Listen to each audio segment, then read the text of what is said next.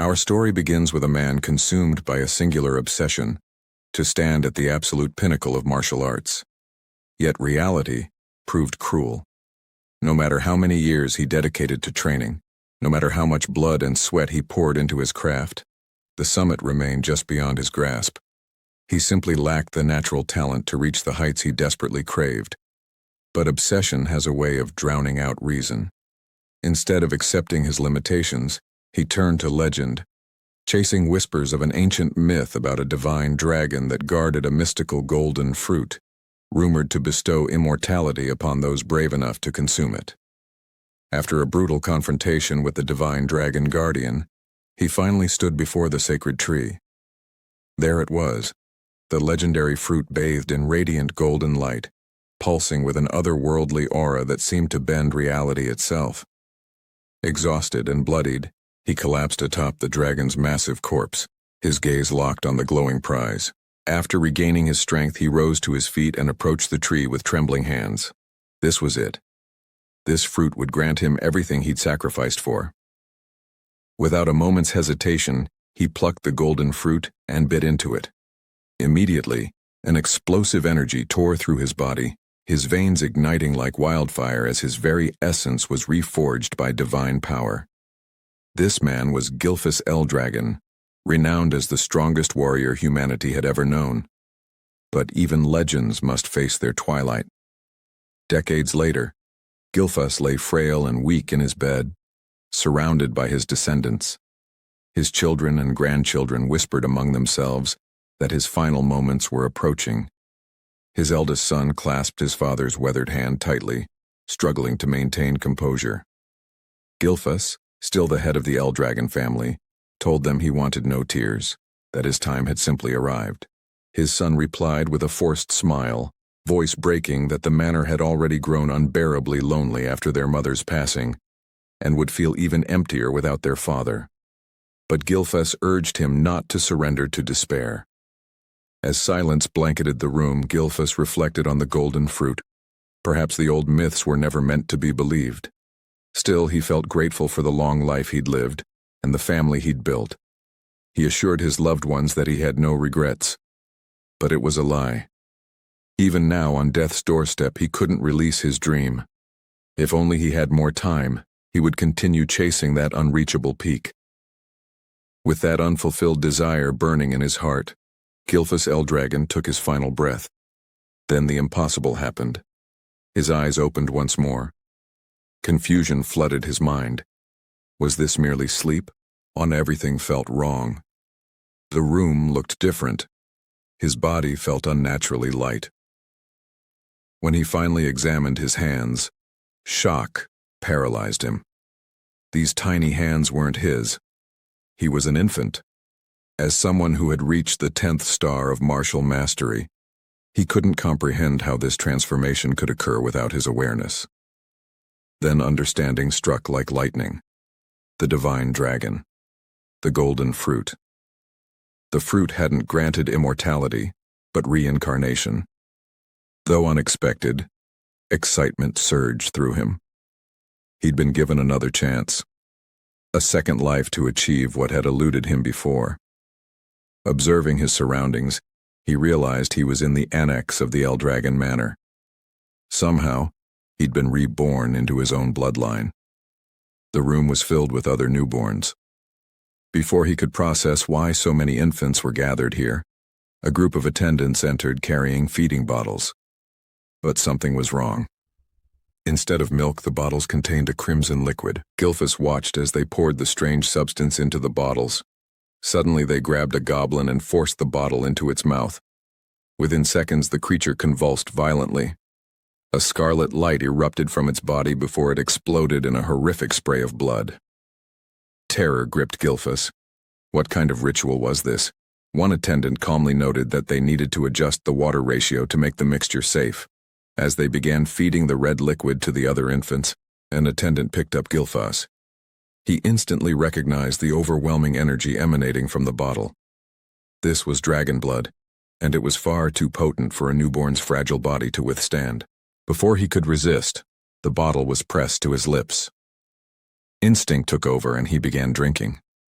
Immediately, devastating power flooded his tiny body. Agony ripped through every nerve, but Gilfus recognized this force, ancient dragon blood coursing through his veins. This was incredibly dangerous, yet also an unprecedented opportunity. If he could absorb this power, he might surpass even his previous peak. He might finally reach the true summit. With iron determination, he continued drinking despite the excruciating pain.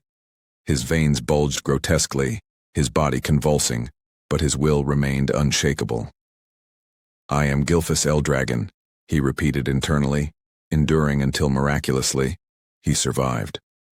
The attendant stared in disbelief as he continued drinking what should have been lethal. Inside his infant body, two massive dragon energies clashed in a violent struggle for dominance. When one finally consumed the other, Gilfus marveled at how his body had absorbed the power. As the two dragon forces merged completely within him, he realized this was the perfect foundation for his second life. After draining the last drop, he couldn't believe he'd survived the overwhelming torment. His body hadn't ruptured. Instead, it had adapted and grown stronger. He noticed a few other infants had also survived the ordeal, which amused him slightly. Never underestimate a newborn's will to survive. But even triumph couldn't overcome the limitations of an infant's body. Exhaustion crashed over him like a wave, and despite his incredible achievement, Gilfus Eldragon, the strongest warrior ever reborn, surrendered to sleep. 7 years passed in rigorous discipline. Now a young boy, he executed one-handed push-ups with a massive boulder balanced on his feet. When he completed his 1,000th repetition, he kicked the boulder skyward and let it crash down onto his back. The impact would have shattered an ordinary child's spine, yet he barely felt it. Gilfus Eldragon, former head of the Eldragon clan, now lived under a new identity, Sieg Eldragon, though most called him Zeke. He marveled at the physical power he'd cultivated at such a young age, attributing it entirely to the ancient dragon blood coursing through his veins. In this world, every living being possessed what was known as a source of power. The ancient dragon blood they'd consumed as infants contained an extraordinary concentration of that power. Those who survived drinking it developed bodies vastly superior to ordinary humans. With the divine dragon source power within him, Zeke had already surpassed the physical limits he'd reached at the same age in his previous life. Since he was the only infant who'd managed to consume an entire bottle of ancient dragon blood, his body underwent a transformation beyond even his expectations. Yet frustration gnawed at him. Despite his progress, he remained stuck at 1 star. He'd trained relentlessly, expecting to reach at least 4 stars by now. Stars measured one's source power in this world. The human body was believed to resemble a universe, and the more stars floating within that inner cosmos, the stronger the individual became. However, ascending to higher star levels grew exponentially more difficult with each advancement. In his past life as Gilfus Eldragon, Zeke had achieved an unprecedented 10 stars, a feat no one else in history had ever accomplished. Time truly flies, Zeke thought. He was now 7 years old. He'd learned he was an illegitimate child of the current Eldragon family head. His mother had died when he was still an infant, and to this day, he'd never even laid eyes on his father, something he considered profoundly irresponsible. What shocked him most was discovering that 1,000 years had elapsed since his death and rebirth. Reincarnation itself seemed impossible, yet here he was a millennium later.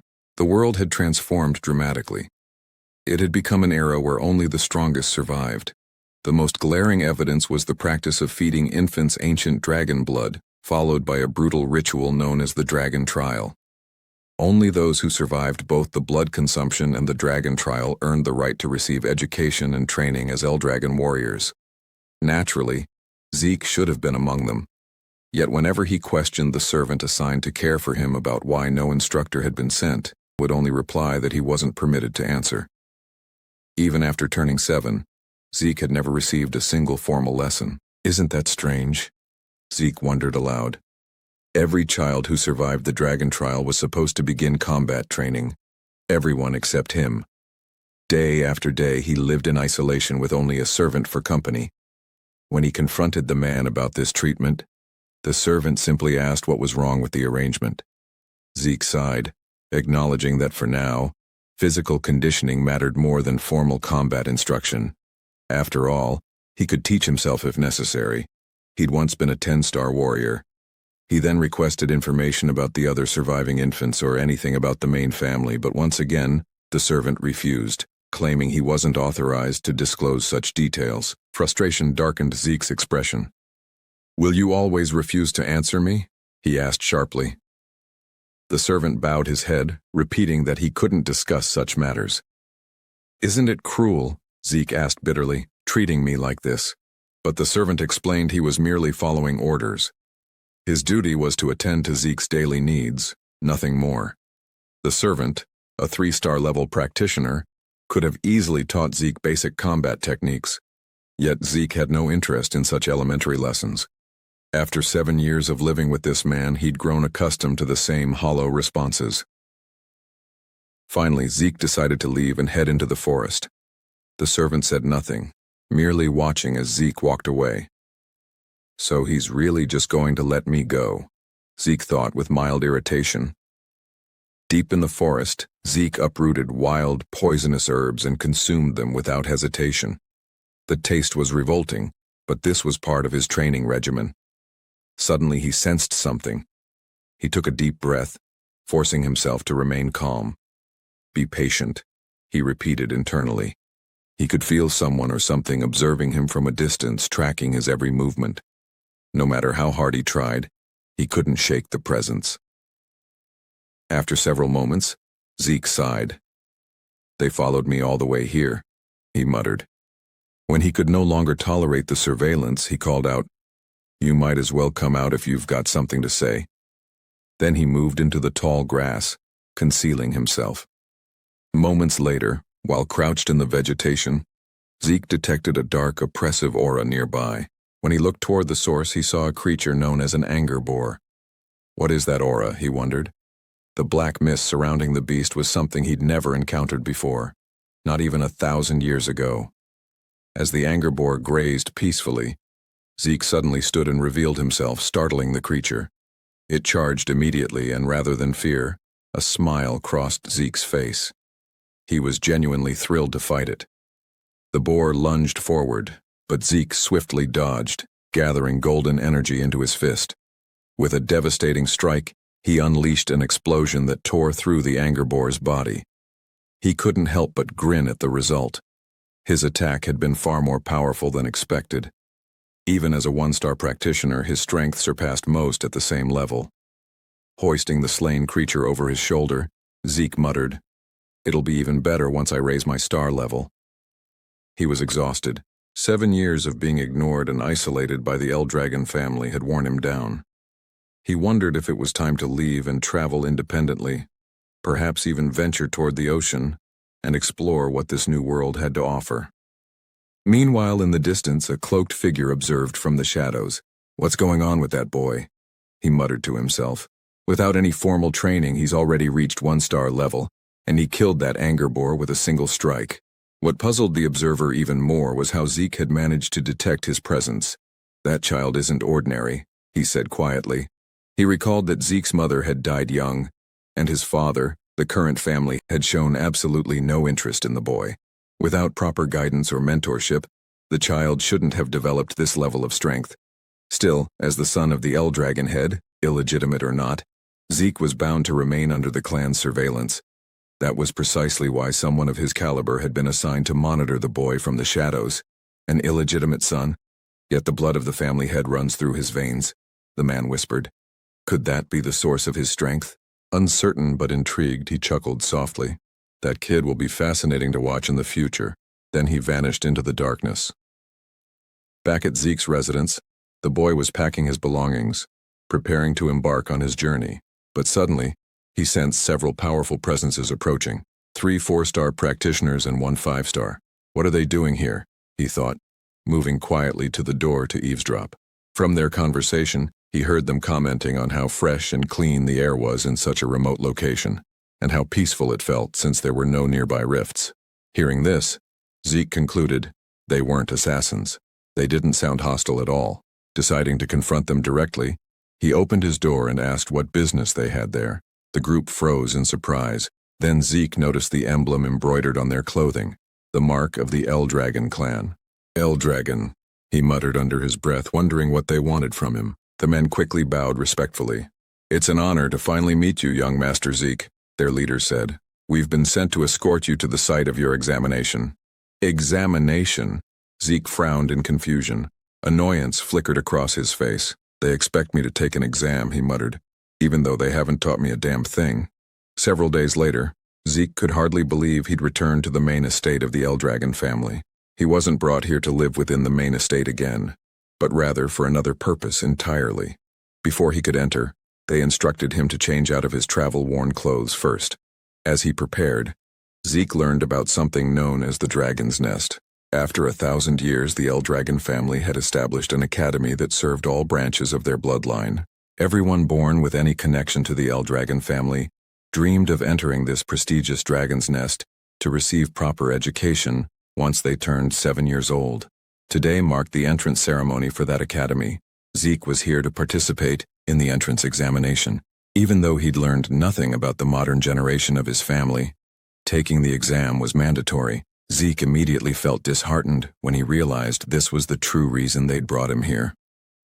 Why now, he thought, when I'd already decided to leave and explore the world?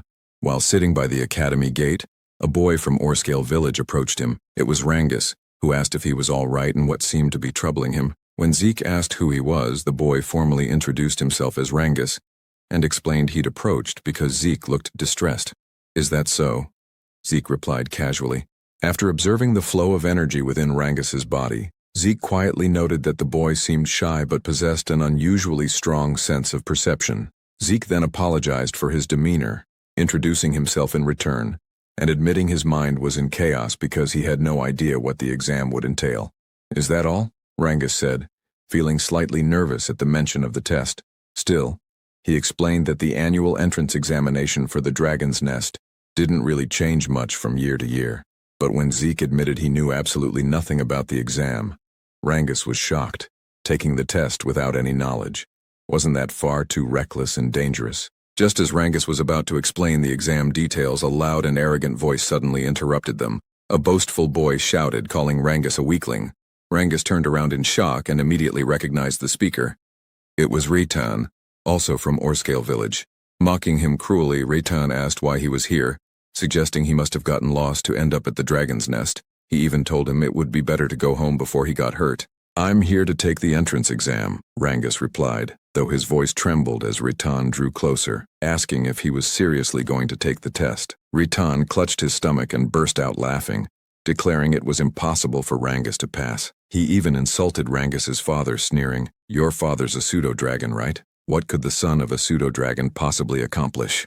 Rangus's fists trembled as he fought to contain his anger, but Zeke noticed everything. The L-Dragon family followed an absolute hierarchy, it was explained. The ranks were as follows: novice whelp dragons at entry level, regular soldier child dragons, captain level adult dragons, executive elder dragons, also known as elders, at the leadership tier, and at the very bottom were the pseudo-dragons. These were individuals who had failed to enter or graduate from the Dragon's Nest, considered immature and incomplete dragons. Yet Rangus had long dreamed of proving that even if they were called pseudo-dragons, they were still dragons nonetheless. Zeke was intrigued and asked why Ritan was so certain Rangus would fail the exam before it even started. "Who the hell do you think you are?" Ritan snapped, asking if Zeke had a problem with him. Zeke calmly replied he was merely curious why Ritan was so confident Rangus couldn't pass. Ritan pointed at Rangus and shouted that the reason was obvious. He was just a weakling. Zeke tilted his head thoughtfully and asked if he really believed Rangus was weak, because from what he could sense, Rangus seemed even stronger than Ritan and his companions. Hearing that declaration, Rangus's eyes widened in disbelief. It was the first time anyone had ever stood up for him. The arrogant boys grew furious, demanding to know if Zeke was seriously claiming they were weaker than a pseudo-dragon, a rank they considered utterly inferior. But before the confrontation could escalate further, a commanding presence arrived and drew everyone's attention. He was an adult dragon examiner, announcing that the Dragon's Nest entrance examination was about to commence, and that all participants should register to receive their identification numbers. As Ritan departed, he glared venomously at Zeke and warned that he wouldn't forget his face. Zeke sighed, remarking there was no need for such hostility. The children of this generation seemed to possess remarkably short tempers. Rangus quickly replied that it wasn't strange since they were all about the same age. He added that anyone would be angry if told they were weaker than a pseudo-dragon's son. Is that so? Zeke muttered lightly. Since the entrance examination was mandatory, they had no choice but to participate. Zeke was surprised when Rangus mentioned it was actually possible to withdraw from the test. Zeke's eyes widened, and Rangus realized he truly knew nothing about the process. Rangus advised that it might be wiser to withdraw now, before getting seriously injured, but Zeke replied confidently that a genius like himself would never back down from a challenge. Rangus could only shake his head, saying Zeke was dangerously overconfident despite his complete ignorance about the examination. Zeke simply laughed, suggesting they hurry since the test was about to begin. Rangus had no choice but to agree. When they arrived at the testing grounds, the examiner announced the exam was straightforward. To pass, participants only needed to scratch the stones placed behind him. However, no personal weapons were permitted, only those provided by the academy. Participants were free to use their bare hands if they wished, but each candidate had only 3 attempts. That's it, Zeke said, sounding distinctly unimpressed. After surviving the dragon trial as infants, he'd expected something far more terrifying and intense. This seemed disappointingly simple. The examiner then called the first participant and instructed him to begin. The boy, nervous but determined, struck the massive stone with all his strength. The sound of metal clashing against rock echoed loudly, ringing in everyone's ears. But to the crowd's shock, the boy's sword snapped cleanly in half, and the violent recoil shattered his arm. Zeke was stunned by what he witnessed. As the boy writhed in agony, the examiner calmly stated he still had 2 remaining attempts and asked if he wished to continue. But since the boy could no longer stand, the examiner declared him failed and ordered assistants to clear the area. As the injured participant was dragged away, the next number was called. Rangus trembled in fear at what he'd just witnessed, while Zeke grew increasingly annoyed. So this is what they call an examination, he muttered. He then questioned what kind of stones possessed such properties. The stones had regenerative capabilities, meaning any scratches would vanish instantly. Moreover, they could reflect physical force back at the attacker 100-fold when struck with power. Zeke immediately declared such materials were far too excessive for an entrance exam, but Rangus explained it was still possible to scratch them if one could properly circulate their source power throughout their entire body before attacking. I see, Zeke said. He realized that source power circulation was far more critical than martial arts technique in this examination. After observing the other participants, he thought only a handful would pass, including those arrogant boys from earlier. As the exam continued, more candidates failed than succeeded. Many sustained severe injuries due to the stone's ability to reflect ordinary physical attacks. Then, after several moments, the examiner called out Zeke's number. It's my turn, Zeke said with a calm smile. Rangus, still visibly nervous, asked if he truly had no intention of withdrawing, but Zeke simply walked forward, telling him not to worry. As he approached the examiner, the man's eyes widened in shock. Zeke's aura began to surge, faintly revealing the overwhelming might from his previous life as Gilfaz. The examiner instructed him to step forward and select a weapon, but Zeke declined. His fists alone would suffice. The crowd murmured in disbelief. No matter how skilled he might be at circulating source power, they thought there was absolutely no way he could scratch the stone with bare hands. His fists would surely shatter instead. Some spectators declared that not only Zeke's fists but also his arms would be obliterated, which made Rangus extremely anxious for him. Along with his fear came anger toward himself, thinking he should have forcibly stopped Zeke from attempting something so reckless. The examiner gave the signal to begin. As Zeke approached the massive stone, he placed his hand on its surface, noting this was the first time he'd encountered such a material. It must have been developed over the 1,000 years since his death. Even now, there were countless things about the current era he didn't fully understand, but that no longer mattered. He immediately gathered his source power into his fist. While Rangus trembled with anxiety about Zeke's fate, the protagonist himself was filled with exhilaration. For the first time since his rebirth, he could unleash his full strength. He decided to use this mysterious stone to measure his current power level. Rangus's eyes widened once more as Zeke unleashed the first form of the Dragon Destruction combat technique, Burst Strike.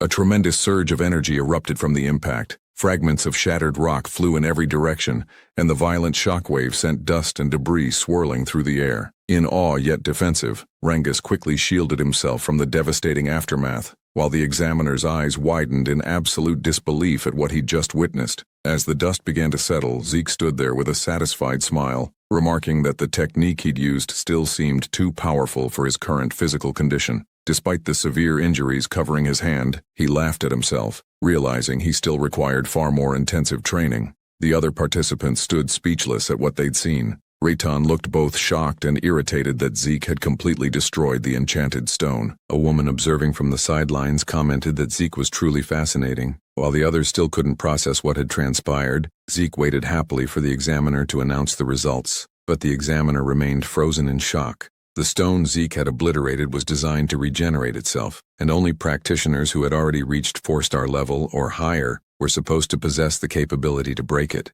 Yet now, a mere child stood before him, having accomplished what seemed absolutely impossible. "He's just an illegitimate son," the examiner muttered to himself, then wondered if Zeke's extraordinary ability stemmed from the blood of the family head that still flowed through his veins.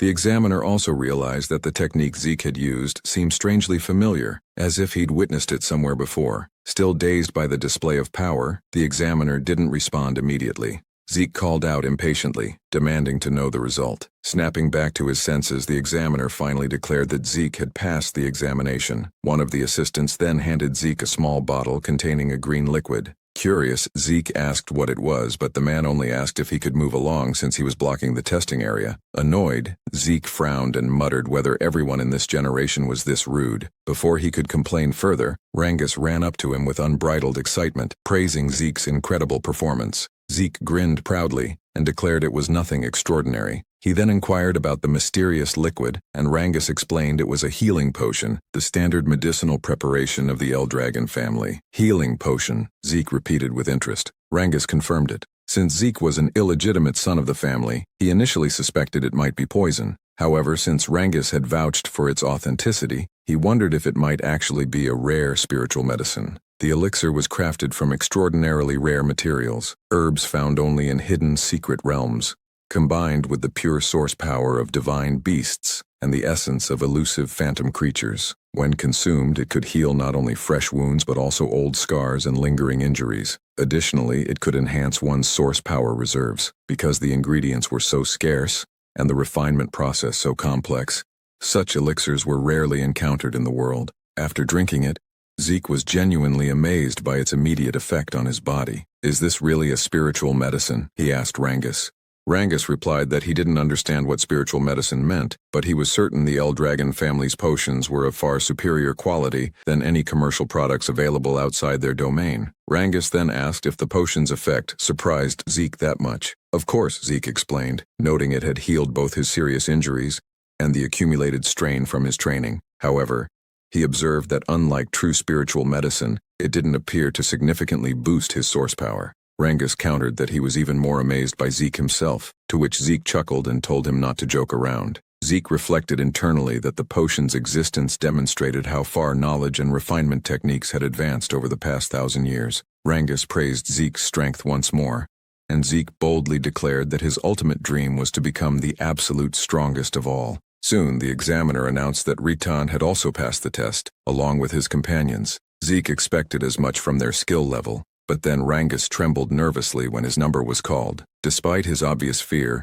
he gathered his courage and walked to the front. Watching his stiff, anxious movements, Zeke wondered why Rangus was so nervous, then shouted encouragement, telling him to trust in himself. Embarrassed, Rangus asked him to lower his voice. When Rangus selected a sword as his weapon, Zeke watched closely, puzzled by the choice. Once the examiner gave the signal, Rangus attacked the stone, but as expected, he failed on his first attempt. Determined, he stood again for another try, but his strike bounced violently off the stone's surface, causing him to lose balance and fall. His hands trembled from the stone's devastating reflective ability. Reitan and his group burst into cruel laughter, declaring it was exactly as they'd predicted. The son of a pseudo-dragon was nothing more than a pseudo-dragon himself. They mocked him mercilessly, telling him to give up. Reitan even sneered at Zeke, asking sarcastically if this was the same person he'd claimed could pass, and whether Rangus was truly stronger than them. Zeke remained silent for a moment, then told them firmly to stop spouting nonsense. The examiner informed Rangus that he only had one attempt remaining and asked if he still wished to continue. Rangus couldn't answer immediately, overwhelmed by embarrassment and the relentless ridicule of the crowd. He lowered his head in defeat, but then Zeke walked up to him and asked what he was doing. He questioned why Rangus was using a sword instead of a spear, why he would select a weapon that didn't suit his natural abilities, and why he would take such an important test without any coherent strategy. Ritan watched mockingly as Zeke told Rangus that in his current condition, he wouldn't scratch the stone no matter how many attempts he made. Ritan and his group laughed again, calling Zeke an idiot and reminding him that Rangus knew absolutely nothing about spear techniques. His weak father had only ever taught him basic swordsmanship, they jeered, and switching weapons now wouldn't change the inevitable outcome. But Zeke ignored their taunts completely and called out to the examiner, asking if it was against the rules to change weapons. The examiner confirmed it wasn't prohibited. Then Rangus is fortunate, Zeke said with a confident grin. He turned to Rangus and asked directly if he trusted him. Memories of all the humiliation he and his father had endured over the years flashed through Rangus's mind. Gritting his teeth, he stood tall and declared he would trust Zeke completely. He would fight with a spear exactly as Zeke instructed. Rangus reflected that his father had never managed to enter the dragon's nest. Because of that failure, people called him a pseudo-dragon and ridiculed him constantly. But despite all the humiliation and scorn, his father had endured everything just to raise Rangus properly with love and dedication. That's why Rangus swore to prove to everyone that he, Rangus, the son raised with such care by his father, was also a true dragon worthy of respect. He stood up once more, gripping the spear tightly in both hands, and declared that today he would prove neither he nor his father were inferior or fake dragons. He also recognized that if he attempted the test again with a sword, the result would only replicate his previous failures. So this time, he decided to place his complete trust in Zeke. The only problem was his total lack of spear training. Zeke called out to him, and as he pointed toward the enchanted stone, he instructed Rangus that there was nothing complicated he needed to do. Just thrust the spear straight into the stone without overthinking anything. Just pierce it straight through, Zeke commanded firmly. Rangus tightened his grip on the spear's shaft. He understood that under normal circumstances, stabbing the stone directly wouldn't cause even the slightest scratch,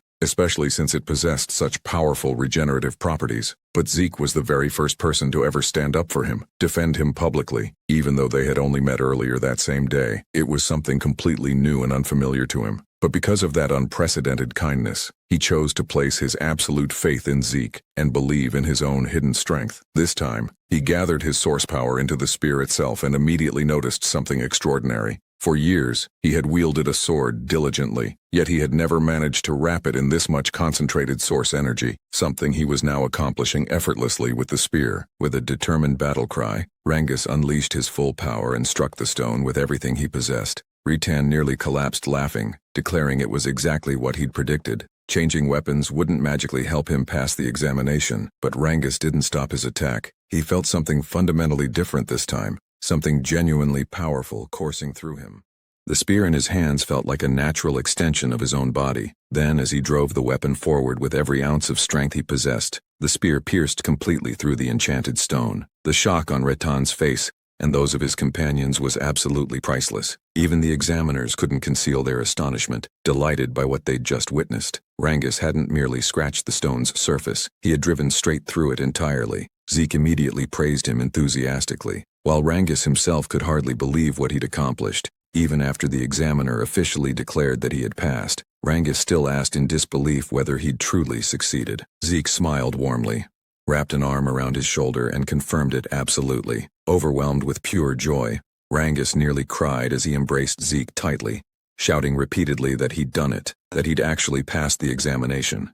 Ritan's group, however, refused to accept the reality before them. They dismissed it as pure luck, though Ritan himself remained silent, trembling with barely contained rage. He couldn't accept that, exactly as Zeke had predicted, Rangus was genuinely stronger than them, and that his result was far superior. The examiner then announced that the testing phase had officially concluded. Afterward, he declared the entrance ceremony would commence shortly. Zeke immediately questioned whether the examination was truly finished. Rangus confirmed it appeared so, but added there would likely be additional evaluations once they entered the dragon's nest itself. Soon, a group of imposing figures emerged from a darkened hallway.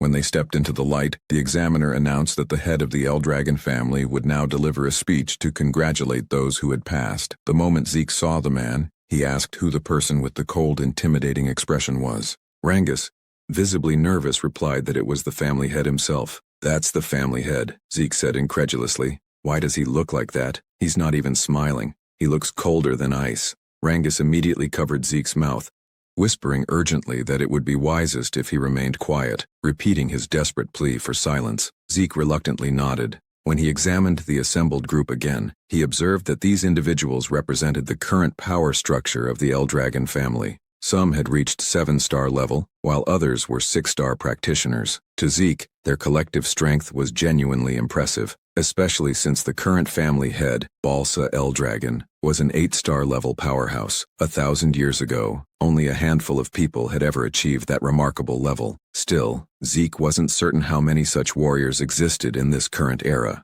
I don't like this family head, Zeke muttered under his breath. But before he could elaborate further, Rangus frantically tried to silence him again. Zeke sighed internally, thinking he never expected this intimidating man to be his father in this lifetime. A dark, fiery aura radiated menacingly from Balsa's body, making the entire atmosphere feel oppressively heavy. The examiner quickly ordered everyone to maintain absolute silence because Master Balsa was about to address them. When Balsa stepped forward, he uttered only a few terse words. They must all strive to become the flesh and blood of the Eldragon family. As he spoke, the terrifying pressure of his aura spread throughout the hall like a suffocating blanket. Zeke remained completely unaffected, but many examinees trembled in genuine fear, some struggling to breathe as their bodies froze under the immense spiritual pressure. Zeke noticed that even Rangus was visibly affected. He couldn't believe how easily everyone around him was overwhelmed by the family head's mere presence. More than that, Zeke could sense an intense, deeply rooted hatred concealed within Balsa's aura. He didn't understand the reason behind such darkness, but even so, he couldn't bring himself to like the man who was supposedly his biological father. When Balsa turned away dismissively, another man stepped forward and immediately drew everyone's attention. He had striking blonde hair and cheerfully thanked Balsa for his brief words. He then explained that Master Balsa held high expectations for them all, and that just like his master, he would also keep his own speech mercifully short. As Zeke wondered who this more approachable man was, the speaker simply instructed everyone to train diligently and grow progressively stronger. That's it, one of the examiners muttered in surprise. The blonde man smiled warmly and joked that people who worried excessively about trivial matters went bald prematurely, so he wouldn't burden them with lengthy speeches. Zeke couldn't understand what was fundamentally wrong with this family's leadership, but at least the oppressive atmosphere in the hall had lightened considerably. The examiner then announced that new students would now be assigned to their dormitories. Everyone whose number was called must proceed there immediately. Zeke asked whether they wouldn't all be staying in the same dormitory, and Rangus explained there were 4 separate halls: East, West, South, and North. Every student accepted into the academy was permitted to reside in one of those 4 residential halls. When Zeke's number was called, he stood up and waved goodbye to Rangus casually.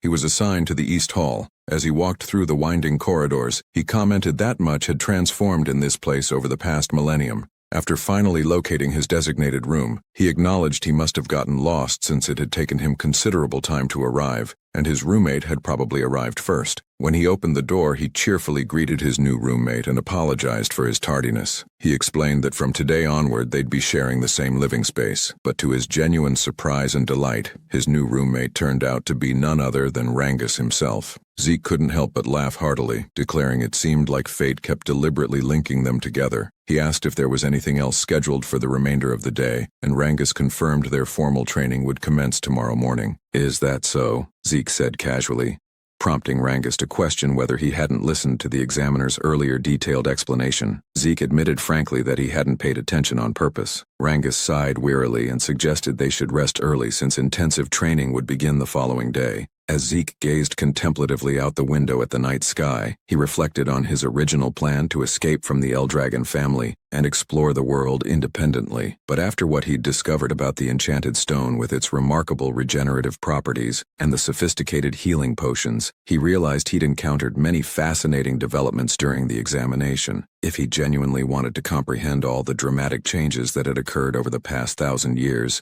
he reasoned, then perhaps remaining with the Eldragon family temporarily wouldn't be such an unfavorable decision after all. A full month passed at the academy, and their training regimen continued to grow increasingly demanding. Holding massive dumbbells in both hands during an exhausting exercise, the instructor explained that the dragon's breath technique he was teaching them represented one of the most crucial methods ever created by the 15th Eldragon family head. After reminding them sternly that they had to master the technique under any environmental condition, the instructor's sharp attention was drawn to a few struggling students who required additional correction. Some students, the instructor noticed, had already mastered Dragon's Breath remarkably well, especially the young woman he addressed as Master Leica. Her overflowing energy suggested she was approaching 2-star level rapidly. But aside from her exceptional progress, one other student caught his attention completely, and he could hardly believe what he was witnessing. Zeke was training while not only gripping the heavy dumbbells, but also balancing massive stones on his head and arms simultaneously. The instructor stared in absolute disbelief and muttered to himself that the blood of the family head truly ran powerfully in Zeke's veins. However, it was well known that no one had ever formally taught Zeke anything since childhood, which made everything he was observing now feel profoundly unfamiliar and unprecedented. Zeke, on the other hand, couldn't believe that the technique he'd once called the Dragon King's breathing technique had been further refined and developed by successive family heads, and that it was now being taught to other branches of the family as standard curriculum. According to Zeke's understanding, breathing techniques were specialized methods that gathered source power from the surrounding environment into the practitioner's body. Once properly circulated, this external source power would significantly strengthen a person's internal energy reserves. The effectiveness of such techniques depended entirely on an individual's natural ability and intellectual comprehension. That was precisely why the great families of this world kept their techniques strictly confidential, never permitting them to be learned by outsiders or those not belonging to their direct bloodline. Zeke also realized the current Dragon's Breath was a safe and relatively simple technique, accessible enough to master, but it was functionally useless to him since it could only be utilized while stationary and resting. His own original version of the breathing technique allowed him to actively manipulate surrounding source power, even while moving and fighting. Because of that fundamental difference, it was exponentially more complex and devastatingly powerful in actual combat scenarios, but also monumentally harder to master. Only a select few warriors had ever successfully learned it in his previous lifetime. He deduced the current generation must have deliberately simplified his original version so that even the family's branch members could learn and benefit from it. And that pragmatic decision had clearly contributed to strengthening the Eldragon family substantially over the centuries. Zeke couldn't help but feel a strange sense of satisfaction and pride. He never imagined the techniques he'd painstakingly discovered long ago would still generate meaningful impact after 1,000 years. It made him wonder curiously whether the other martial arts techniques he'd created had also evolved and adapted over such an extended time span. Interesting, he muttered to himself, genuinely amused by the thought. Leica, meanwhile, quietly observed Zeke from a calculated distance, her analytical gaze never wavering. Later in the cafeteria, other students were utterly astonished by the sheer quantity of food Zeke was consuming. As he continued devouring his substantial meal, he noticed Rangus sitting silently and pensively across from him. "What's wrong?" Zeke asked between bites. "You won't develop strength if you don't eat properly." Rangus simply questioned whether Zeke didn't find his own stamina and appetite peculiar. "That's simple," Zeke replied matter-of-factly.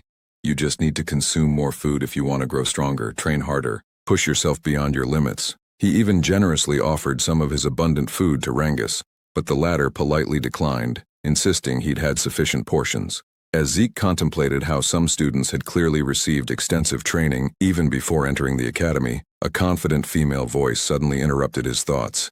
"You're quite impressive," Leica declared, her tone calm, yet radiating confidence. Zeke blinked in mild confusion. "And who are you supposed to be?" he asked casually, genuinely curious.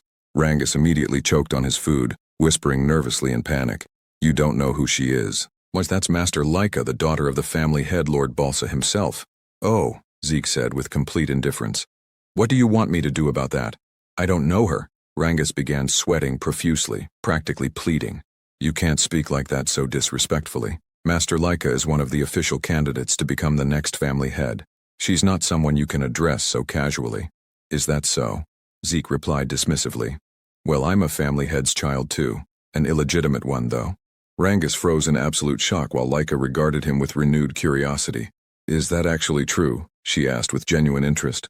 You're really the family head's illegitimate son. Like a Typhon Eldragon, one of the primary candidates to inherit leadership of the Eldragon family, was now standing directly before Zeke with undivided attention. Why would I fabricate something like that? Zeke said with a casual shrug. Laika frowned slightly, her analytical mind working. Then explain to me how an illegitimate child like you managed to completely destroy the enchanted examination stone with your bare hands. How could someone not raised in a renowned household possess such extraordinary strength? Because I'm Zeke, he replied with absolute confidence, turning his attention back to Rangus. Stop staring awkwardly and finish your meal.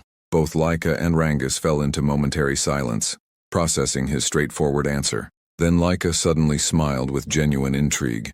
You really are a fascinating person, she declared before sitting down boldly beside him uninvited. How about serving under me directly? I'll make you one of my primary followers and supporters. Zeke raised an eyebrow skeptically. What exactly do you mean by that arrangement? I want you to join my faction, she explained clearly. Become my ally, and I'll serve as your political backer. Every illegitimate child needs strategic allies and influence to survive, don't they? I'd use your remarkable strength to help me become the next family head, and once I achieve that position, I'll help you accomplish your own personal dreams and ambitions. Zeke didn't even hesitate for a second. No, he stated flatly without elaboration. Laika frowned again, clearly unaccustomed to such direct rejection. Why refuse? Don't tell me you harbor ambitions to become the family head yourself. As her aura flared noticeably with faint crackling lightning energy, Zeke could accurately assess that she was extremely close to achieving 2-star level. For someone her relatively young age to manifest an aura of that intensity and quality, she was undeniably impressive and talented. Still, Zeke remained completely calm and unmoved. You can think and pursue whatever goals you want, he said evenly, but I have absolutely no interest in becoming family head or holding any kind of political title whatsoever. Why not? Laika asked coldly, her patience wearing thin. Zeke stabbed his dining knife firmly into the wooden table surface for emphasis. Because I don't need to serve anyone, he said, his voice steady, but carrying an edge of undeniable authority. I'm the strongest person there is. The entire cafeteria went dead silent at his declaration. Even Laika couldn't fully believe what she was sensing. Zeke's overwhelming presence had completely dominated her perception for that brief moment, making her acutely aware of the vast gulf between them. Rangus immediately stepped in diplomatically to diffuse the mounting tension, urgently pleading with both of them to calm down and reconsider. But Laika wasn't the personality type to back down from challenges, especially when embarrassed and angered by what had just transpired. She decided immediately to challenge Zeke to a formal duel to settle the matter. Zeke, however, didn't seem remotely concerned and simply continued eating his meal with complete focus. Moments later, excited commotion spread rapidly across the entire campus. Where is everyone rushing to? One student asked breathlessly. To the training grounds, another replied urgently.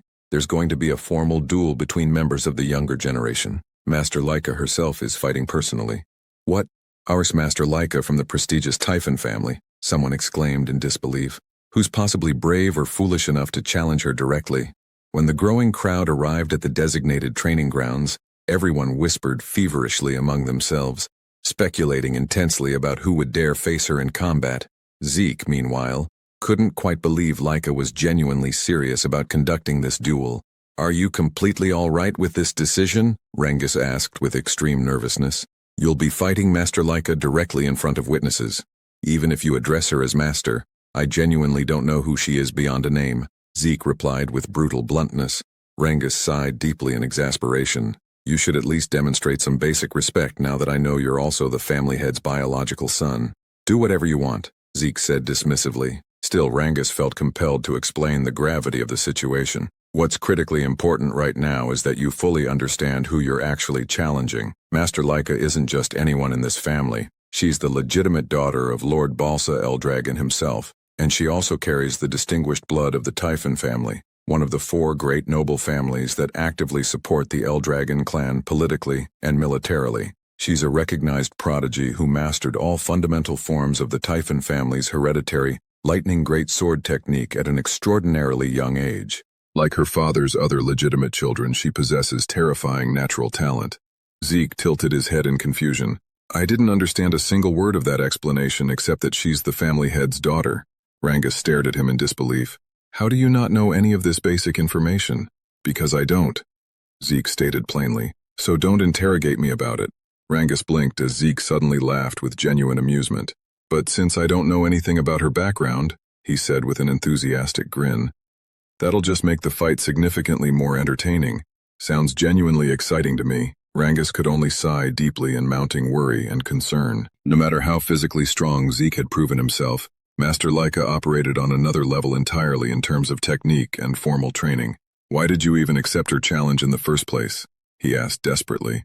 I never run from a fight, Zeke answered with absolute conviction, and it appears my challenger is ready anyway. At that precise moment, Leica stood with her imposing greatsword planted firmly in the ground, her aura flaring visibly with faint lightning crackling around her form. Are you two finally done with your conversation?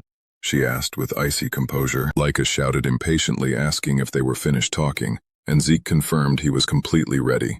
Rangus, trembling in fear and anticipation, immediately retreated from the combat zone, urgently warning Zeke to exercise extreme caution in their fight. Zeke then turned his full attention to Leica, and questioned why she was so intensely determined to fight him specifically. Leica explained clearly that she wanted to become the next family head of the Eldragon family. To achieve that monumental goal, she needed to defeat Zeke decisively, and recruit him as one of her loyal followers. What do you mean by that connection? Zeke asked, genuinely puzzled about what relationship his strength had to her ambition of becoming family head. Leica questioned him in return, asking if he truly possessed no awareness about the current political situation within their family, and whether being an illegitimate child was the primary reason he remained so profoundly unaware of family dynamics. Zeke simply answered that he didn't, frankly admitting his knowledge about their family structure was severely limited. Because of that honest admission, Leica began explaining the complex situation methodically. She revealed that including both of them, there were 5 official candidates competing to become the next family head. Except for Zeke, all of her siblings maintained strategic connections to the 4 major branch families of the Eldragon clan. The prestigious position of family head carried such immense importance that it had become a primary source of intense conflict among those powerful branches. For that reason, all of Zeke's siblings had entered the Dragon's Nest Academy to study formally and represent their respective family factions politically. Since the succession fight had evolved into a fierce and often ruthless competition, Leica needed exceptionally strong allies to effectively stand against her more established older brothers, who already commanded significant resources. Zeke quickly understood this represented a complex power struggle between the 4 main branches of the Eldragon family. He found the entire political situation far too convoluted, and wasn't even certain if he wanted to comprehend it fully. Leica then continued her explanation, stating that as one of the legitimate candidates for family head, she needed to systematically strengthen not only her personal knowledge and combat power, but also her political influence, by strategically gathering strong and loyal followers to her cause.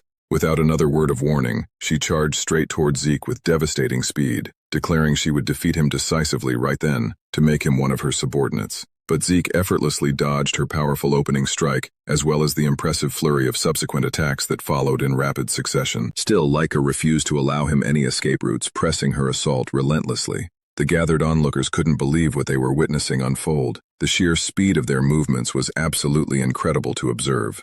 Leica's attacks, despite wielding such a heavy greatsword, flowed so smoothly and rapidly that the weapon handling seemed almost effortless and natural. As they watched the intense battle between the siblings, the crowd began murmuring extensively about Leica's precise control over her source power distribution, noting with admiration how her strikes were becoming progressively faster and stronger over time. They could only marvel at the exceptional power displayed by a true, legitimate daughter of the family head from one of the prestigious main branches. Some spectators even declared the fight's ultimate result was already obvious and predetermined. What they didn't know, however, was that Leica herself was growing increasingly frustrated and confused internally. She couldn't comprehend how Zeke kept successfully dodging every single one of her carefully executed attacks, or why it felt distinctly like he was simply toying with her condescendingly. Rangus, who was observing from a safe distance, couldn't help but feel amazed, his earlier acute worries fading rapidly as he witnessed Zeke's unnaturally calm and controlled movements. Zeke then remarked analytically that the martial arts technique Leica was employing were unlike anything he had personally encountered before. He admitted openly that her movements were demonstrably faster than those of any ordinary 1-star level fighter he'd observed. But Leica,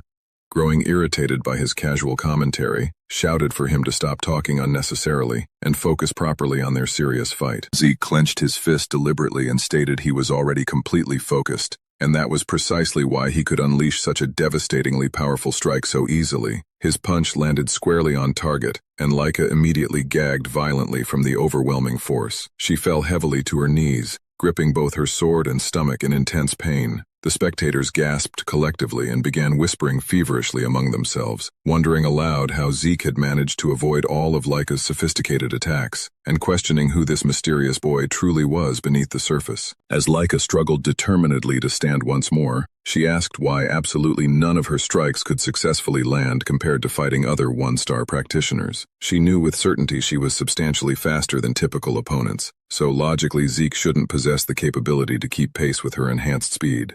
Zeke admitted candidly that she was indeed faster than any one-star warrior he had ever personally witnessed in action. But in my experienced eyes, you're still fundamentally just a one-star practitioner, he explained. You're a one-star too, Laika snapped defensively, arguing that Zeke shouldn't possess the ability to match her refined speed and sophisticated movements. There's a straightforward reason for that disparity, Zeke replied calmly. Your breathing patterns, the subtle movement of your eyes, even the microscopic shift of your muscle groups, I can read them all accurately. By carefully observing these small physical details, I can reliably predict your next offensive move. It's entirely based on accumulated combat experience. Don't make me laugh with such arrogance, Laika shouted furiously, launching another blindingly fast strike directly toward him. But Zeke dodged easily again, reiterating that just like his analytical words a moment earlier, he could clearly see and read her every intended move with precision. In the next instant, he countered with another devastatingly powerful attack that sent Laika crashing violently into the stone wall with tremendous force. The spectators screamed in collective shock, asking frantically if Laika had really been decisively defeated. Master Zeke, that was absolutely amazing. You actually beat Master Laika, Rangus shouted in pure excitement. But Zeke stated calmly that it wasn't genuinely over yet. Their fight remained unfinished. As the settling dust cleared gradually, Laika stood defiantly once again, visibly bruised but completely unbowed in spirit. Zeke noted analytically that she had intelligently focused her source power into her core defensive area, allowing her to endure his devastating attack without suffering critically serious internal damage. He smiled slightly with genuine respect, and admitted that Laika was truly an extraordinary and talented fighter. That's enough, Master Laika, Rangus pleaded desperately for her safety, but Zeke instructed him firmly to move back immediately, warning that he could easily get caught in their intensifying next exchange.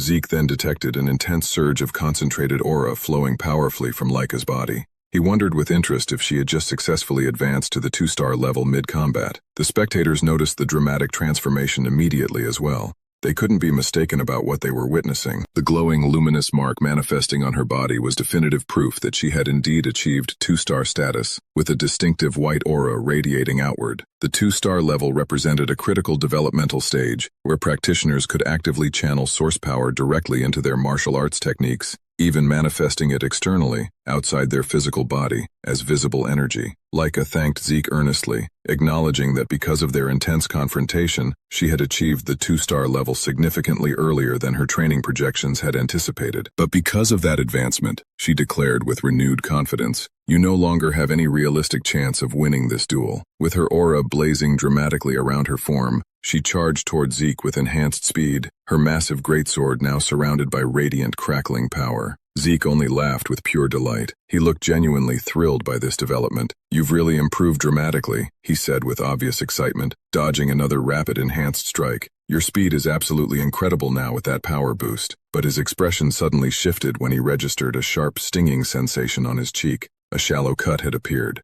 I know I dodged that attack trajectory, Zeke thought to himself with surprise. Laika smirked confidently and asked if he could finally perceive the fundamental difference in their current strength levels. This is my true ability unleashed, she said with evident pride. Now that I've become a complete 2-star practitioner and gained my distinctive aura manifestation, I'll demonstrate the real devastating power of the authentic Thunder Greatsword technique. Oh, then I get to witness a martial art form I've never encountered before. Zeke said, smiling with mounting excitement. To him, this unexpected development was turning out to be the most thrilling and genuinely enjoyable combat moment of their entire encounter. Laika suddenly unleashed the lightning greatsword technique, Lightning Flash. Her blade erupted with blinding golden energy as she surged forward with devastating speed. Zeke found himself instantly enveloped in a violent storm of crackling lightning, forcing him to retreat several steps as he shouted in genuine surprise, "Wait a second.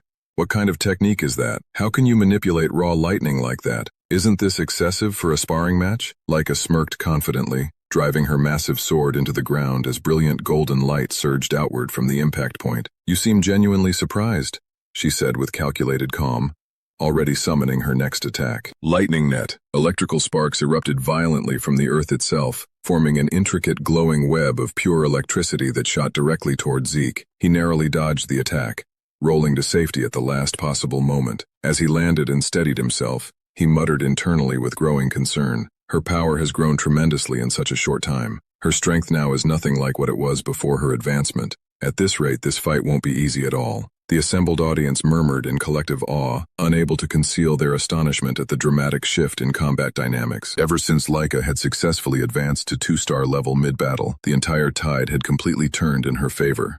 Rangus, who had been watching anxiously from the sidelines, began to genuinely worry about his friend's safety. Zeke observed analytically that Laika's fundamental movements remained relatively simple, nothing drastically new compared to her 1-star fighting style, but every single swing of her blade now carried exponentially greater destructive force. Her lightning greatsword technique was overflowing with raw power, her visible aura amplifying each devastating strike significantly. What surprised Zeke even more was the sheer speed improvement. Laika was moving considerably faster than he could have reasonably anticipated, and her lightning energy felt strangely mysterious, almost alive in nature. Still, he remained fundamentally confident in his abilities. Even if she could cloak her entire body in thunder, he was certain he could develop an effective counter-strategy. Yet intense curiosity filled his analytical mind. What precise kind of power was this? What unique type of lightning could she command so naturally?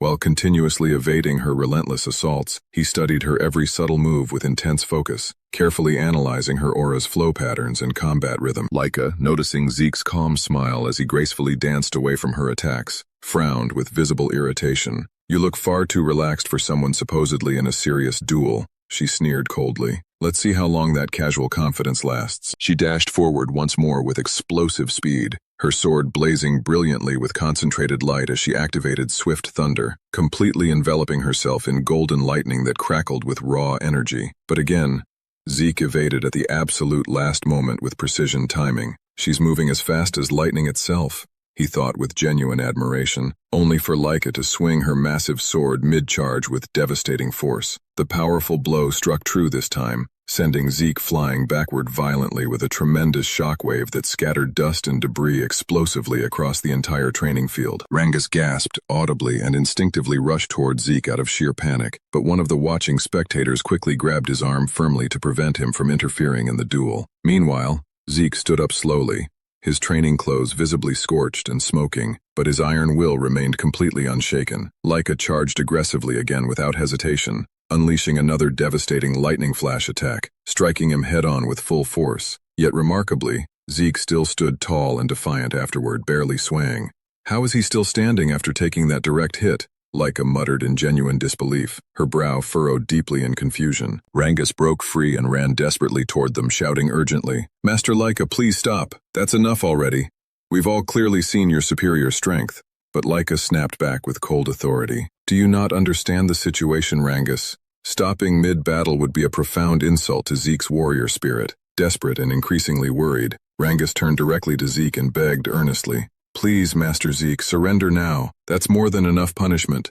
Laika chuckled darkly. "He's absolutely right. Judging by your deteriorating condition, surrendering would be the wise strategic choice. If you kneel right now and pledge your loyalty to me as a follower, I'll stop this assault immediately." But Zeke only smiled silently in response, revealing nothing. Laika's eyes hardened with renewed determination. "Even as an illegitimate child, you're truly a proud L-dragon at heart," she said with a strange hint of mockery mixed with respect. She raised her massive greatsword high overhead dramatically, her crackling aura surging to maximum intensity. "If that's genuinely what you want, then I'll use my absolute full strength to end this decisively." Lightning roared violently from the heavens themselves as Laika summoned her first forbidden secret art, Heaven's Thunder. A colossal surge of concentrated golden energy descended from above like divine judgment, violently shattering the stone tiles beneath Zeke's feet. Multiple thunderbolts struck his body simultaneously in a catastrophic storm of overwhelming fury. Rangus cried out in absolute terror, watching helplessly as his friend's body became completely engulfed by blinding golden lightning, thick smoke rising ominously from his severely charred form. Laika drove her sword firmly into the cracked ground, exhaled deeply with exhaustion, and said softly with genuine regret, "I'm sincerely sorry, Zeke, but this is the end of our duel." But then, a clear voice echoed defiantly through the crackling, electrified air. "Is that so?" In a shocking instant, a brilliant golden lightning aura exploded skyward from Zeke's position with tremendous force. Laika's eyes widened in absolute shock as she spun around in disbelief. "Impossible. This can't be happening. How do you possess a lightning aura?" she stammered in complete confusion. Zeke stood calmly amidst the dissipating smoke, smiling casually as golden electrical arcs danced visibly across his skin like living serpents. "So this is what you call a lightning aura?" he said with remarkable casualness. "If you're asking how I acquired it, I honestly don't know the precise mechanism myself." His tone remained calm and conversational, but his unexpected words sent ripples of shock through the entire assembled crowd.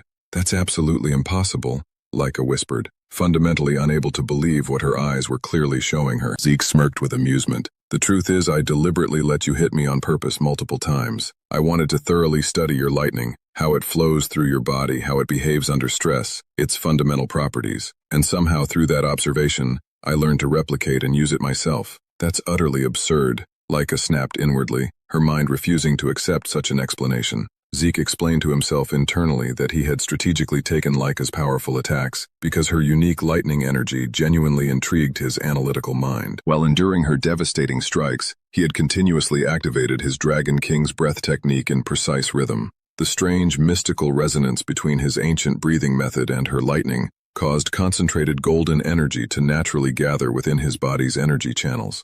Before he fully understood what was occurring, he discovered he could actively manipulate the lightning himself with surprising control. Maybe Laika possesses a unique constitutional affinity, he thought analytically, and judging from her family's specialized greatsword technique, it's highly likely their entire bloodline shares this rare lightning affinity trait. Zeke walked toward her with renewed confidence radiating from every step. "I never expected lightning-type source power to be this incredibly versatile and powerful. This unexpected duel turned out to be absolutely perfect training for advancement." With an appreciative grin, he added sincerely, "Thanks to you, Laika, I've successfully reached 2-star level myself just now." Golden lightning flared dramatically around his entire body as he declared with authority, "Our battle isn't finished yet." Laika roared furiously and charged again with desperate determination, her greatsword glowing intensely with concentrated power, unleashing another blinding, devastating attack. But Zeke sidestepped the strike effortlessly with minimal movement and prepared a decisive counterattack. However, as he moved to strike, he suddenly vanished completely in a brilliant flash and inexplicably reappeared on the opposite end of the entire arena. "What just happened to my body?" he muttered in genuine confusion. He then realized with sudden clarity, when a practitioner gains immense source power suddenly, it dramatically strengthens the body's muscle fibers and neural pathways. This new lightning aura must have fundamentally changed my entire physiology. I can't fully control my enhanced speed yet. I'm moving faster than my conscious mind can process. In the spectator stands, Rangus stood completely speechless,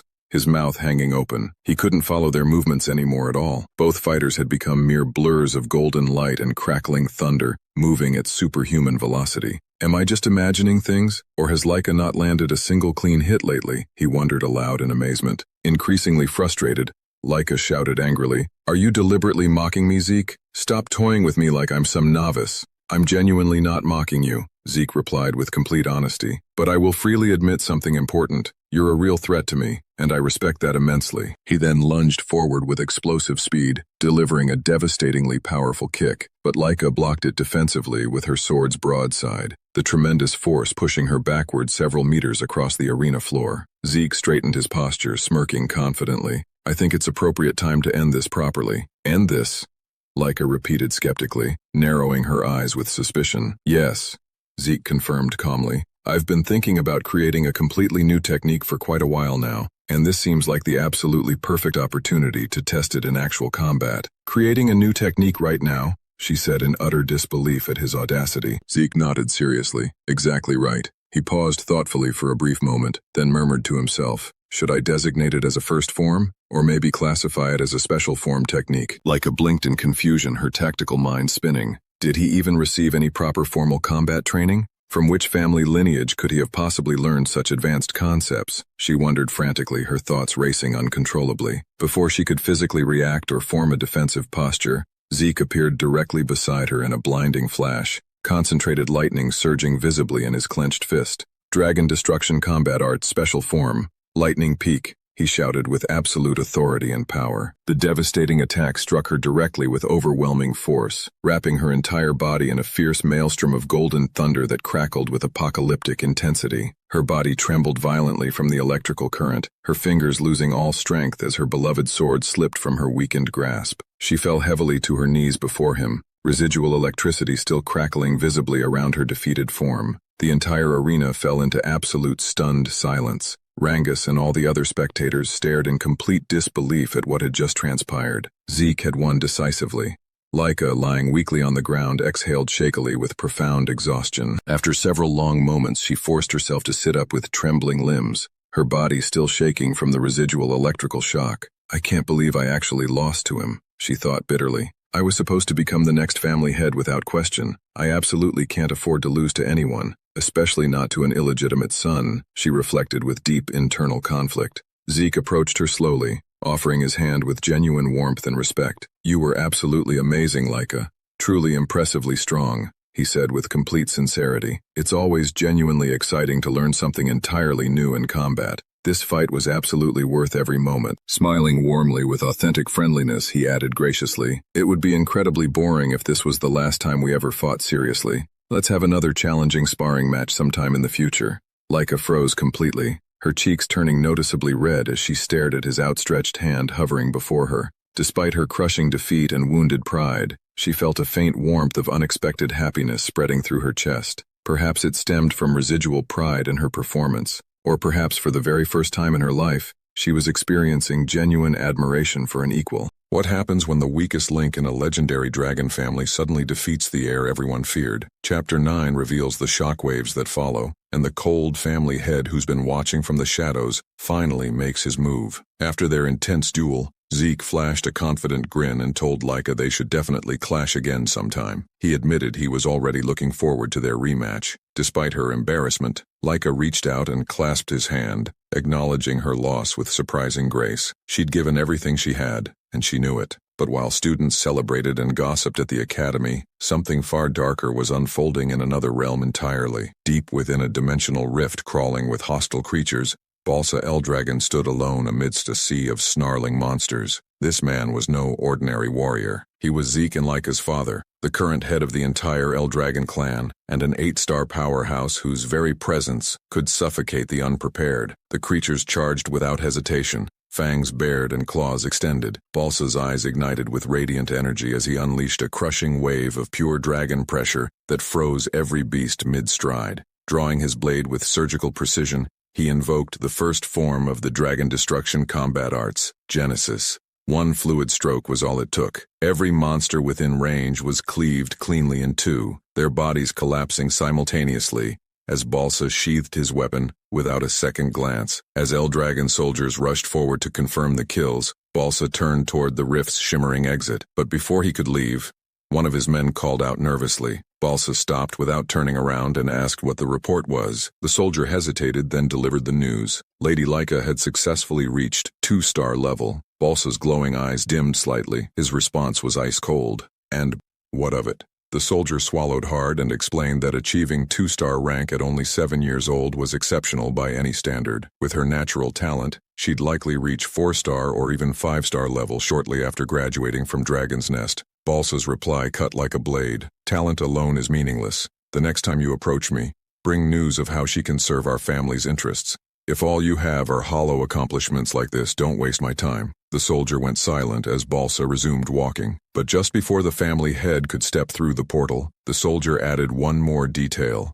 Laika had recently lost a sparring match. Balsa stopped abruptly and turned his head slightly to one of her brothers. The soldier shook his head quickly. No, Master Balsa. She was defeated by someone her own age, by Lord Zeke. The name hung in the air like a ghost. Zeke, Balsa repeated quietly. That woman's son. A memory surfaced briefly. A humble servant, Zeke's mother, who had shown remarkable combat instincts despite her low status. She'd died shortly after childbirth. Balsa's expression remained unreadable. Tell me who trained the boy to defeat a 2-star practitioner. The soldier hesitated before responding. No one, Master. Lord Zeke has never received formal instruction from any tutor. He defeated Lady Laika through his own ability and understanding. He's also reached 2-star level himself. Balsa processed this in silence, then issued a command that made the soldier's blood run cold. Begin the first trial. The soldier's eyes widened in shock. Master, forgive me, but isn't it too early? The students have only been training for a month. Most haven't even reached 1-star level yet. Balsa's tone left no room for debate. I don't care. Death doesn't wait for readiness or rank. Only the strong deserve to continue. Star levels are irrelevant if they can't survive the first trial. Those who fail have no place carrying the Eldragon name. The soldier bowed quickly. Understood, Master. But Balsa wasn't finished. Also, summon Freya. Tell her to return immediately. The soldier's shock was visible now. Freya? Do you mean that Freya, Master? Balsa nodded once. If Zeke could defeat Laika using only his own strength and instinct, then he's far more intriguing than I anticipated. I want Freya to design and oversee the first trial personally. She will observe every participant closely. The soldier bowed deeply. As you command, Master Balsa. For the first time in what felt like years, a faint smile crossed Balsa's face. His voice softened just slightly as he murmured, He's the most interesting one yet. Back at Dragon's Nest the following day, students continued their rigorous combat drills. Rangus practiced diligently with the others, but Zeke had separated himself to focus on his breathing technique. He sat in a wall-sit position with a massive boulder balanced on his head and heavy dumbbells gripped in both hands. His intense focus drew quiet stares from Rangus and several other students who couldn't help but watch in silence. Eyes closed, Zeke reflected on the technique they were currently studying, the Strike Dragon combat arts. He recalled that this method had been developed by the 15th family head. Though it was labeled a combat art, it functioned more as a body enhancement technique, straightforward yet effective, designed so even young practitioners could grasp its fundamentals quickly. Rangus called over to him. Zeke, aren't you going to join the training? Zeke opened one eye lazily. What do you mean? I am training, Rangus clarified. I meant combat training. We're practicing the Strike Dragon combat arts right now. Zeke replied casually. I already learned that. Rangus stared in disbelief. What? But the instructor only taught it this morning. How could you have mastered it already? Zeke smirked. Because I'm me. But what's more important is that your source power circulation is off. Rangus blinked in confusion. My what? Zeke set the boulder down carefully and told Rangus to turn around. Placing his palm against Rangus's back, Zeke channeled his own aura through Rangus's energy pathways, correcting the flow with precision. There. That's how your energy should move. Rangus turned back to face him, visibly moved. You really did master the Strike Dragon arts, didn't you? That's incredible. Zeke frowned playfully. Are you doubting me? What kind of friend are you? Rangus quickly backtracked. No, not at all. It's just, aside from my father, no one's ever guided me like that before. That's why I want to learn as much as I can. You already have your own martial arts, strong enough to defeat Lady Laika. I thought maybe the Strike Dragon arts would seem too basic for someone like you. Zeke shook his head. It's not boring at all. Actually, I admire how stable and well-structured it is. It reminds me of my own dragon destruction combat arts. Though my children never liked that technique, they always said it was too difficult and complicated. The dragon destruction combat arts was indeed an advanced and demanding system, but it held immense destructive power. It consisted of 4 primary forms, and during his battle with Laika, Zeke had improvised a 5th. Beyond that, there existed a secret final form, a terrifying technique he'd once used to slay the divine dragon in his previous life. He wondered quietly how his descendants had adapted his other dragon techniques over the centuries. Perhaps they'd simplified or modified them. The thought filled him with curiosity. Anyway, Zeke continued, since I've already got the Strike Dragon arts down, I'll keep focusing on my physical conditioning. Everyone learns differently, but before he could resume, Rangus suddenly called out urgently, Zeke, please teach me. I know it's a lot to ask, but I want to get stronger, even just a little bit. Zeke looked at him for a moment, then nodded simply. All right. I'll teach you. Rangus's eyes widened. Wait, seriously? You'll really teach me? Zeke raised an eyebrow. Of course. Why do you look so shocked? You're the one who asked. Rangus stammered. I just didn't think you'd agree so quickly. Zeke smiled faintly. I'm not lying. And I know you're worth teaching. Just then Laika approached them, her expression unusually hesitant. Zeke, I'd like you to teach me as well. Rangus turned to her in surprise. You too, Lady Laika.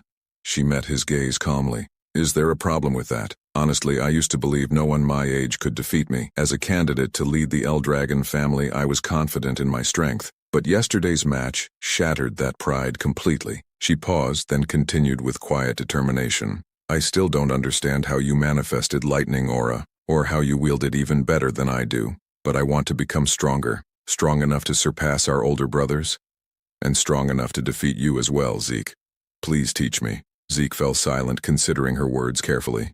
The proud heir who'd tried to recruit him as a follower was now asking to learn from him. The academy was changing faster than anyone expected, and deep in the dimensional rifts, Balsa Eldragon was already setting the stage for something far more dangerous. The first trial was coming, and not everyone would survive it.